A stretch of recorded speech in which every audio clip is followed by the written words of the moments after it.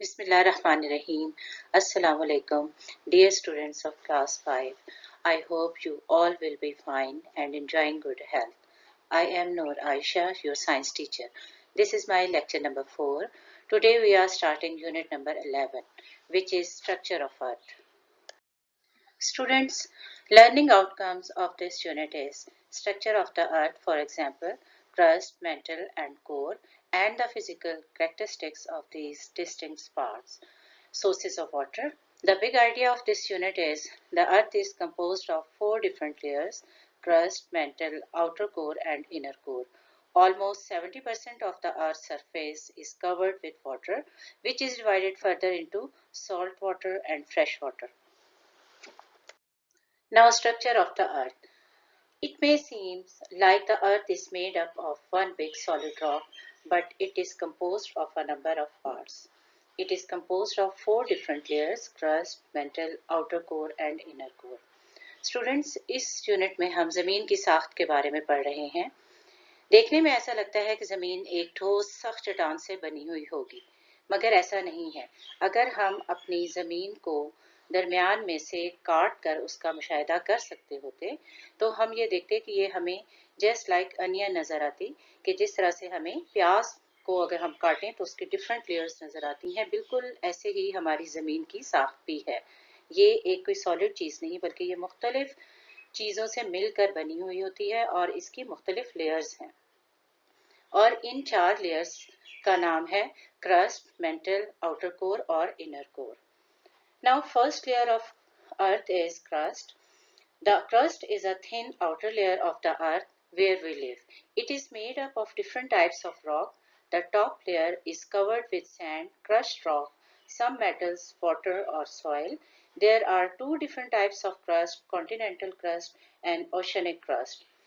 First layer का नाम crust है और ये एक बैरूनी तह है जो कि पतली या बारीक होती है, और यही वो तह है जिसके ऊपर हम रहते हैं, यानी इंसानी ज़िंदगी और तमाम हयात यहाँ पर रह रहे हैं। और ये मुख्तलिफ चीज़ों से मिलकर बनी होती है, जिनमें चट्टानें, सैंड, रेत वगैरह, और कुछ चट्टानों के क्रश हिस्से और कुछ मेटल्स, वाटर भी और मिट्टी वगैरह। और इसको भी हम आगे 2 हिस्सों में तकसीम करते हैं, एक कॉन्टिनेंटल और एक oceanic. The continental crust carries land which can be 75 kilometre thick. और फर्स्ट जो कॉन्टिनेंटल क्रस्ट है उसमें लैंड शामिल है जिसमें तकरीबन 75 किलोमीटर थिक होती है, whereas the oceanic crust carries water which is about 6 to 11 kilometre thick. और ओशनिक क्रस्ट में वाटर शामिल है जो कि तकरीबन 6 से लेकर 11 किलोमीटर तक थिक होता है। Second layer of earth is mental. Number 2 पर जो लेयर का नाम है वो है mental. The mantle is the widest layer of the earth. It is about 2900 kilometer thick and make up about 85% of the earth's weight. Mental जो है वो उसकी तह ज़मीन की ऐसी तह है जो कि सबसे चौड़ी है और ये तकरीबन 2900 किलोमीटर तक थिक होती है, और ये अर्थ का जो टोटल वेट है उसका तकरीबन 85% इस लेयर पर मुश्तमिल होता है। The mental is made up of molten rock called magma. ये एक पिघला हुआ रॉक होती है जिसको हम मैग्मा कहते हैं, और it is divided further into upper and lower mental. और इस मेंटल जो लेयर है इसको हम आगे मजीद 2 हिस्सों में तकसीम कर देते हैं, जिसका एक नाम है अपर मेंटल और दूसरे का नाम है lower mental. In the upper part of the mantle, the rock is hard, but lower down the rock is soft and begins to melt because of very high temperatures.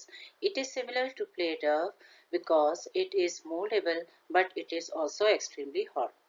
अब जो 2 हिस्सों में mental को तकसीम किया जाता है उसका अपर जो हिस्सा है वो तो सख्त रॉक से मिलकर बना होता है, लेकिन जो लोअर हिस्सा है वो थोड़ा सॉफ्ट होता है क्योंकि उधर टेम्परेचर बहुत हाई है, तो इस वजह से वो थोड़ा सा मेल्टेड फॉर्म में होता है। और ये बिल्कुल उसी तरह से है जैसे कि आप लोग खेलते हुए मुख्तलिफ प्लास्टिक के डव से आप मुख्तलिफ चीज़ों को बना लेते हैं जो कि वो फ्लेक्सिबल होती हैं, उनको मोल्ड किया जा सकता है। तो बिल्कुल इसी तरह से इसकी भी सूरत हाल है, और ये इसी वजह से है कि ये बहुत ज़्यादा टेम्परेचर है, और लेकिन वो बहुत ज़्यादा एक्सट्रीमली हॉट टेम्परेचर पर वो इस कंडीशन में होती हैं। आउटर कोर थर्ड लेयर है अर्थ की। The Earth's outer core is made up of iron and nickel. ये वाली लेयर अर्थ की आयरन और निकल से बनी हुई होती है। It is about 2221 kilometre thick and its temperature is between 4000 to 5000 degree centigrade. इसकी थिकनेस तकरीबन 2221 किलोमीटर होती है, इसकी चौड़ाई, और इसका टेम्परेचर जो है तकरीबन 4000 से लेकर 5000 डिग्री सेंटीग्रेड तक होता है। इट इज़ सो हॉट, यकीनन आप ये देख रहे हैं कि इसका टेम्परेचर कितना ज़्यादा है, तो ये बहुत ज़्यादा गर्म होता है। दैट द आयरन एंड निकल metals in a liquid state. इतने हाई टेम्परेचर की वजह से ये जो दो मेटल्स इसमें हैं, आयरन और निकल, ये मेल्टेड फॉर्म में होती हैं। टेम्परेचर की वजह से, इतनी हाई टेम्परेचर की वजह से वो मेल्ट हो जाती हैं। The outer core is very important to the earth. Outer core earth के लिए बहुत इंपॉर्टेंट है। ऐसा क्यों है कि as it creates the earth magnetic field, चूंकि ये अर्थ का मैग्नेटिक फील्ड बनाती है। स्टूडेंट, जैसे you know our earth is a giant magnet and it has its magnetic field too। ये आप पढ़ चुके हैं कि हमारी अर्थ जो है ये भी एक बहुत बड़े मैग्नेट की तरह काम करती है, और इसका भी एक मैग्नेटिक फील्ड है। और ये मैग्नेटिक फील्ड किस तरह से क्रिएट्स होता है कि ये आउटर कोर इसको क्रिएट करने के रिस्पॉन्सिबल है। Inner core fourth layer of earth. The inner core is the hottest part of the earth. ये अर्थ का सबसे गर्म तरीन हिस्सा होती है। It is about 1255 kilometre thick. इसकी चौड़ाई या इसकी थिकनेस तकरीबन 1255 किलोमीटर होती है। And its temperature is above 5000 degree centigrade, और इसका टेम्परेचर 5000 यानी 5000 डिग्री सेंटीग्रेड से भी ज़्यादा होता है। which is as hot as the surface of the sun। यानी इसका टेम्परेचर तकरीबन इतना होता है जितना कि हमारे सन का टेम्परेचर है, और सन आप जानते ही हैं कि किस कदर गर्म है। तो ज़मीन के ये लेयर भी तकरीबन उसके टेम्परेचर के बराबर है। It is made up of solid iron and निकल। ये भी सॉलिड आयरन और निकल से बनी हुई होती है। They are under so much pressure that they can not melt. चूंकि ये बहुत ज़्यादा प्रेशर में होती हैं, इसके ऊपर बहुत दबाव होता है, इस वजह से ये मेल्ट नहीं हो सकती। The inner core has immense heat energy and it is like the engine room of the earth। इन ये वाली लेयर जो है इनर कोर अर्थ की, ये बेपनाह एनर्जी, हीट एनर्जी जो है वो पैदा करती है, और ये अर्थ के एक इंजन रूम की तरह काम करती है। नाउ सोर्सेज ऑफ वाटर, यानी पानी हमें किन ज़राए से हासिल होता है। अब आप देखते हैं कि घरों में भी पानी हम इस्तेमाल करते हैं, मुख्तलिफ मकासद के लिए इस्तेमाल किया जाता है, लेकिन पानी हमें हमारे पास आता कहाँ से है, किन ज़राए से हम तक पहुँचता है, इसके बारे में पढ़ते हैं। सोर्सेज ऑफ वाटर यानी पानी के ज़राए। Water is the most important substance on earth. ये जैसे आपको मालूम ही है कि पानी सबसे ज़्यादा इम्पॉर्टेंट है हमारी अर्थ पर ज़िंदगी के लिए, इसलिए कि पानी के बगैर ज़िंदगी मुमकिन नहीं, बल्कि ये भी कहा जाता है कि पानी ही ज़िंदगी है। Almost 70% of the earth surface is covered with water. तकरीबन 70% अर्थ का हिस्सा जो है वो पानी पर मुश्तमिल है। That's why the earth is known as the blue planet. बिल्कुल इसी की वजह से, यानी 70% पानी होने की वजह से इस प्लैनेट को यानी अर्थ को, जैसा कि आपको मालूम है कि अर्थ भी एक प्लैनेट है, इसको ब्लू प्लैनेट कहा जाता है। वैसे तो आपको मालूम ही है कि पानी का कोई कलर नहीं होता, बल्कि वो कलरलेस है, लेकिन चूंकि स्काई का अक्स उस पर ब्लू पड़ता है तो हम इसको अमूमन पानी को हम ब्लू कलर से शो करते हैं। तो इसीलिए जब अगर हम आप ग्लोब देखें, ग्लोब में आपको जहाँ जहाँ पानी है वहाँ हम ब्लू कलर से उसको शो करते हैं। तो बिल्कुल इसीलिए हमारी अर्थ यानी इस प्लैनेट को ब्लू प्लैनेट कहा जाता है पानी की वजह से। सॉल्ट एंड फ्रेश वाटर, ये अभी आपने पढ़ा कि पानी को हम दो हिस्सों में तकसीम करते हैं, यानी पानी का कुछ हिस्सा सॉल्ट यानी नमकीन है, नमक वाला है, और कुछ हिस्सा फ्रेश वाटर है। Almost 97% of the water present on earth is salt water. अर्थ पर जितना भी पानी मौजूद है उसका 97% जो है वो सॉल्टेड वाटर होता है, यानी नमकीन पानी है। This water is found in oceans, ये पानी समुद्रों में पाया जाता है। Salt water is filled with salt and other minerals. Salt water जो है उसमें नमक तो होता ही है, इसके अलावा डिफरेंट मिनरल्स भी मौजूद होते हैं। Human can not drink the water, humans इंसान जो हैं वो इस सॉल्टेड वाटर को नहीं पी सकते, क्योंकि salt can be remove from it but it is a difficult and costly process, इसलिए कि हम उसको डाइजेस्ट नहीं कर सकते, ये हमारी सेहत के लिए अच्छा नहीं, और इसको जब तक कि सॉल्ट इसमें से रिमूव ना किया जा सके हम उसको पीने के लिए इस्तेमाल नहीं कर सकते। और लेकिन इस पानी में से नमक को अलहदा करना एक काफ़ी मुश्किल और महंगा तरीक़ाकार है। Less than 3% of all the water on earth is fresh water.